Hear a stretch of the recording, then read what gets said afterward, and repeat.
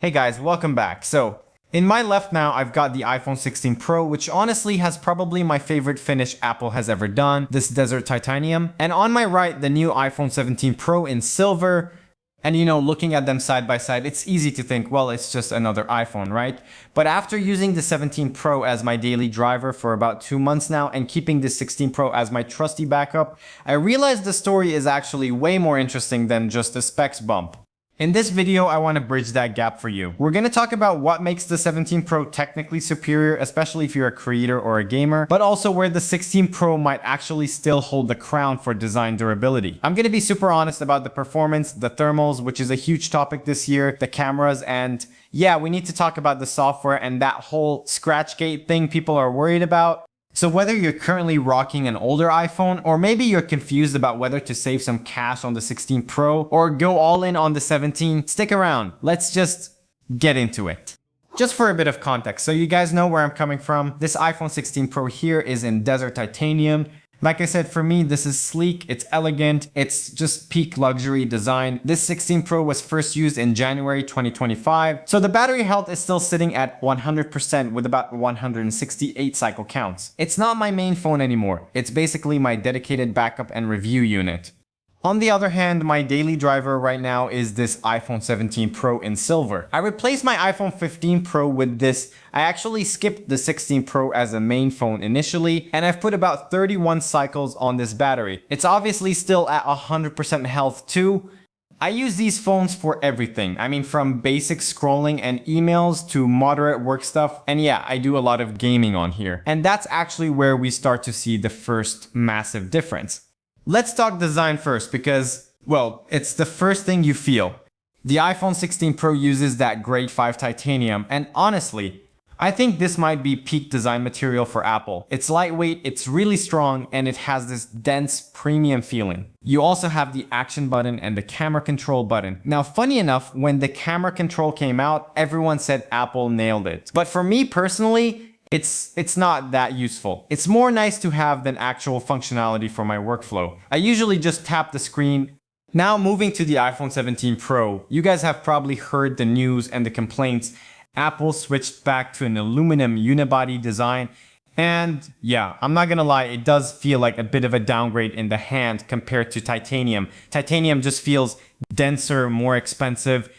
There's also been a lot of talk about Scratchgate, people reporting that the new anodized aluminum scratches or dents super easily, especially on the cosmic orange or deep blue colors. That is actually exactly why I chose the silver model. It hides those micro abrasions way better. But here's the plot twist. While I miss the titanium feel, I actually love the shape of the 17 Pro. It's got this new camera plateau instead of the old bump, and at first I thought it looked weird, but now, looking back at the 16 Pro bump, it feels kinda old-fashioned. The 17 Pro is more rounded, softer in the hand, it's really comfy to hold for long periods. And that aluminum unibody, it's not just for looks, it's actually doing something huge for performance, which we'll get to in a second.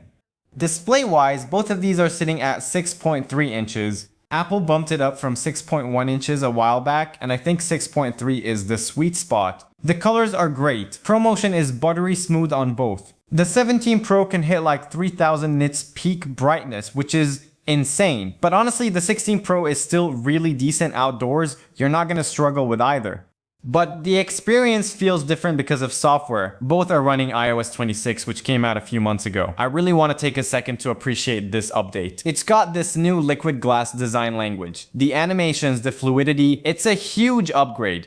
When I switch back to a phone running older software, or even looking at how iOS 18 used to look, it feels dated. The new animations on iOS 26 just feel alive. I did notice on the 16 Pro when I first updated, it got a little warm, probably just re-indexing files, you know how it is, but it's settled down. On the 17 Pro though, it handles all those fancy glass effects without breaking a sweat. Okay, this is the big one, performance and thermals. I've been gaming on the iPhone 16 Pro, playing AAA titles for the next generation, and it's impressive, don't get me wrong. The thermal management was improved over the 15 Pro, which used to get hot fast, but the 16 Pro still gets pretty warm during long sessions. It's not annoying heat, but you definitely feel it. But the iPhone 17 Pro, This is where that aluminum body comes in. It's not just the casing, it's part of the cooling system. This year, Apple introduced a vapor chamber for the first time. I cannot stress this enough. It is a huge leap. I've been using the 17 Pro for everything. Heavy gaming with all settings unlocked, and the heat management is just next level. The vapor chamber plus the aluminum unibody spreads the heat out so efficiently. It rarely gets hot. Maybe a little heating if I'm shooting 4K 120 FPS in the sun, but nothing like the older models. I actually run Geekbench 6 on both of these just to see what the raw numbers said, and honestly, the difference is kind of wild. On the iPhone 16 Pro, I got a single core score of 3,448 and a multi-core of 8,748, which, don't get me wrong, is still very fast. But then I ran it on the iPhone 17 Pro, and we saw a jump to 3,822 on single core and a massive 9,848 on multi-core. It is knocking on the door of 10,000 there. And for the GPU, this is where it gets crazy. The 16 Pro scored 32,766 metal score, which is great, but the 17 Pro, it posted a massive 45,913. That is a serious leap in graphical power that you can actually feel in gaming. Also, we gotta talk RAM. The 16 Pro has 8 GB, which is still reliable. It handles multitasking well, apps don't reload constantly like they did on older iPhones, but the 17 Pro jumps to 12 GB of RAM. Right now, that might feel like overkill, but for future-proofing, it's a no-brainer. Because the 17 Pro runs cooler thanks to that vapor chamber, the battery life is fantastic, heat is the enemy of battery, right? So by keeping it cool, the 17 Pro just lasts longer. Now regarding Apple Intelligence, honestly, for me, it's not a huge deal yet. I know, it's the big marketing point. But right now, it still feels kind of like it's in early beta. It's cool to have, but for heavy lifting, I usually still open up ChatGPT or Gemini because they're just more powerful alternatives at the moment. So if you're thinking of upgrading just for the AI, maybe wait. But if you're upgrading for the hardware, it absolutely yes. Camera-wise, this is my favorite part of the upgrade. The iPhone 16 Pro has a great setup, dual 48 megapixel main and ultra wide, and that 12 megapixel 5x telephoto. The 5x zoom was a big deal last year. It's great for sports or wildlife, but for portraits, it's almost too zoomed in. You have to stand really far back. The iPhone 17 Pro changed this. It has a triple 48 megapixel system. The telephoto is now 48 megapixel too, but they switched it to a 4x optical zoom. Some people think going from 5x down to 4x is a downgrade, but trust me, for portraits, 4x is the sweet spot. It's so much more usable indoors, and because it's a 48 megapixel sensor, you can crop in to get that 5x or even 8x zoom with really decent quality. It's way more versatile. Also for us creators, the 17 Pro shoots 4K at 120 FPS with ProRes RAW. And the front camera is now 24 megapixel with center stage. If you vlog or do calls, having the camera follow you around is actually really fun. Of course, it's not all perfect. I have to mention the downsides. Like I said earlier, the material, if you run your phone caseless, the iPhone 17 Pro aluminum will pick up scratches and dents faster than the 16 Pro's titanium. That's just physics. If you're rough with your phone, you need a case on the 17 Pro. The 16 Pro feels like a tank by comparison. And then there's the price gap. The 16 Pro is still an incredibly capable phone. If you don't care about the absolute coolest thermals for gaming or that specific camera features, the 16 Pro is arguably better value for money right now. So to wrap this up, which one is actually better? I mean, obviously the answer is the iPhone 17 Pro, but I don't want to just give you that simple answer.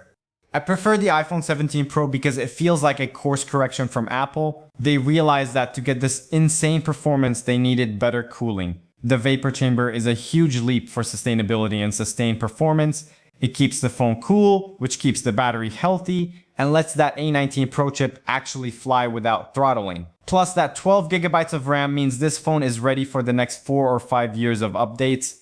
But if you just want value for money, if you look at the 17 Pro and think I don't like the colors or I'm worried about scratching the aluminum, then the iPhone 16 Pro is still a beast. It's reliable, the titanium is durable, and it's still fast enough for 99% of people.